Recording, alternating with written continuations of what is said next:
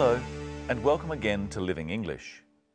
Today, we're looking at what you can say if you need to apologize to someone or if you do something the other person doesn't like. You may remember, in our last episode of Sisters and Brothers, David phoned his mother to tell her he was all right. Now, he is talking to his father, and he's explaining why he has not spoken to his father for 2 years. Here's How Could You?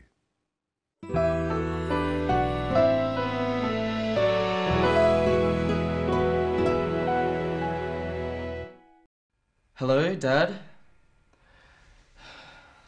It's me, David. Do you realize how ready we've been? Yes, You're our son. How could you do this to us? I'm sorry for causing you so much worry, Dad. I thought that you'd be angry. That's why I didn't tell you I couldn't study anymore. Of course I'm angry. Your mother's been sick with worry. But you didn't have to disappear. What have you been doing all this time? I've been working. I work at the market. I'm going to be a partner in the business soon. And Dad, there's something else. I'm with someone. And we have a baby boy. Dad? Dad, are you still there? Did you say you were married? Not exactly. I have a partner. Her name is Rose.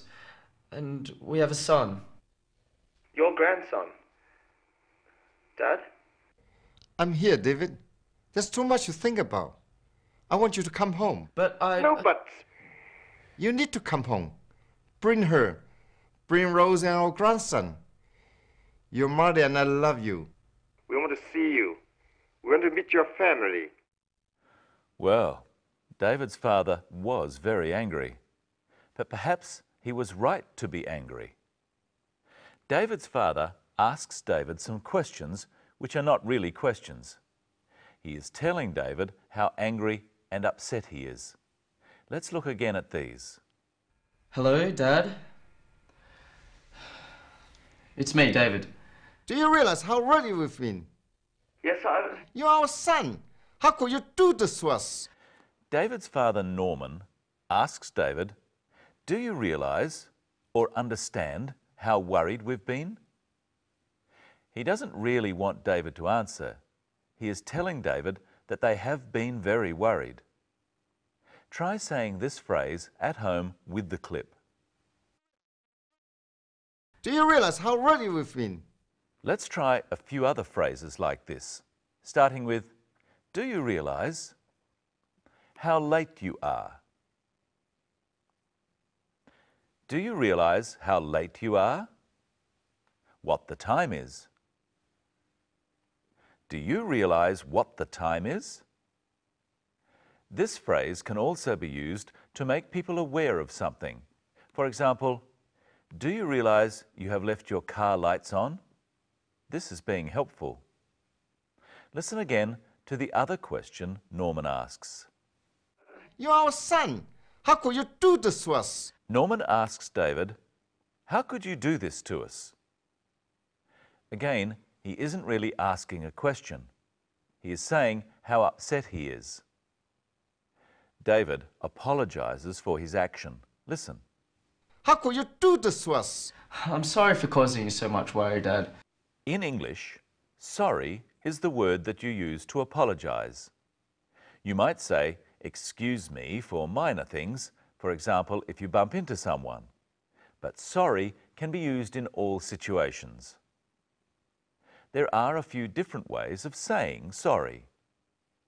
David says he is sorry for doing something. He is sorry for causing worry. Look at what he says. I'm sorry for causing you so much worry, Dad. Let's look at some other examples of this pattern. I'm sorry for doing something. Try with me. Being so late. I'm sorry for being so late. Making so much noise. I'm sorry for making so much noise.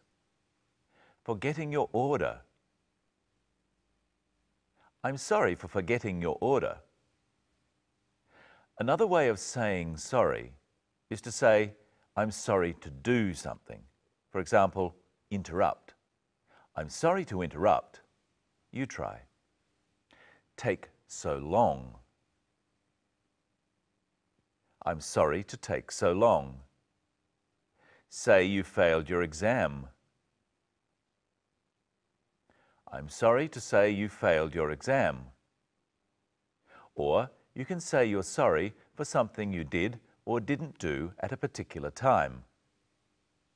I'm sorry I made you wait so long. I'm sorry I didn't tell you I would be late. Try a few of these at home. Forgot to pick you up. I'm sorry I forgot to pick you up. I wasn't home when you called. I'm sorry I wasn't home when you called. Didn't return your call. I'm sorry I didn't return your call. Now let's look at why David didn't call his father. I'm sorry for causing you so much worry, Dad. I thought that you'd be angry. That's why I didn't tell you I couldn't study anymore. David says, I thought you'd be angry. He is describing something he thought his father would do because he didn't call. Try saying this with David in the clip. I thought that you'd be angry. Try some phrases like this at home using I thought you would. Be upset. I thought you would be upset. Be interested in this book. I thought you would be interested in this book. You can use this to talk about how you think someone will feel about something and to talk about what you think they will do. For example, I thought you would like this film. Try another example. Help me with my homework. I thought you would help me with my homework. You can also use the negative. I thought you wouldn't like this film. Or you can also say, I didn't think you would like this film. I didn't think you were ever going to finish. Michelle, that's a bit rude. Oh, I'm sorry for being so rude. Oh, that's all right. I forgive you. This time. What have you got for us today? Well, first I want you to look at this clip. And Dad, there's something else. I'm with someone. And we have a baby boy. Dad? Dad, are you still there? Did you say you were married? Norman asks, did you say you were married? Maybe he didn't hear David, or else he didn't believe him.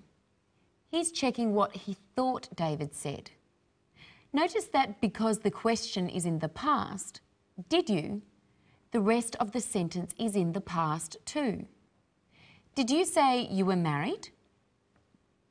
Now, Brenton, I'm going to say some things quietly and I want you and you to check what you think I said.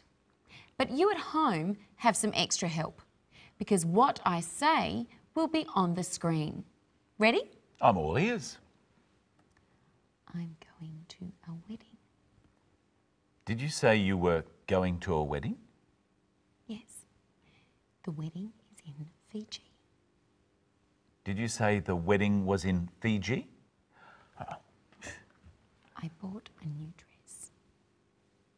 Did you say you thought I'm a mess? No, I bought a new dress. Did you say you bought a new dress? Yes, it's made of silk. Did you say it was made of silk? Yes, you have very good hearing. Did you say I had very good hearing? You can stop now. Did you say I could stop now? Let's look at the clip again and we're going to see what David's father, Norman, wants him to do. There's too much to think about. I want you to come home. But No buts. You need to come home. Look carefully at the phrases, I want you to come home and you need to come home. What's the difference between need and want?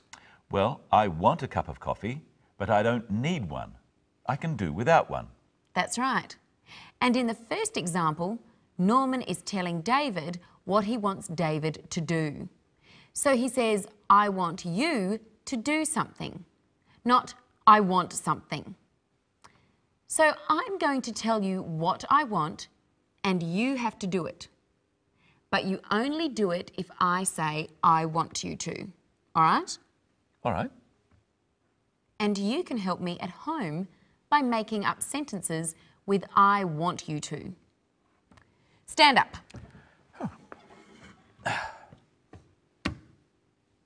No, I didn't say I want you to.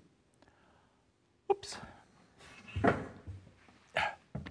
I want you to stand up. Clap your hands. I want you to clap your hands. Cross your arms.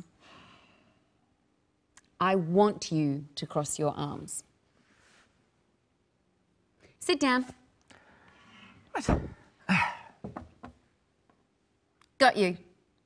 I want you to sit down. Oh dear, that's better.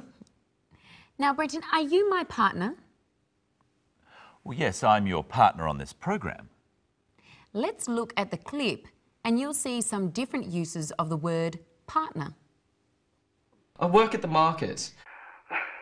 I'm going to be a partner in the business soon. Did you say you were married? Not exactly. I have a partner. Her name is Rose. The word partner is used in two different ways.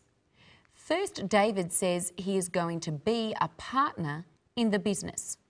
He means he will be a part owner of the business with some other people. But when he says he has a partner and her name is Rose and they have a son, that is a different kind of partner. So Rose is his partner in life. Is she his wife? Well, she could be his wife. We don't know for sure. Partner can be a wife or a husband, or it can be the person you live with if you're not married. Well, I'm glad we're partners, but not in that way. And now it's time for us to say goodbye again. Yes, but we'll be back for the next episode, when we'll be looking again at describing feelings. And we'll find out whether David is going to go home and see his family. So we hope you can join us for the next episode of Living English.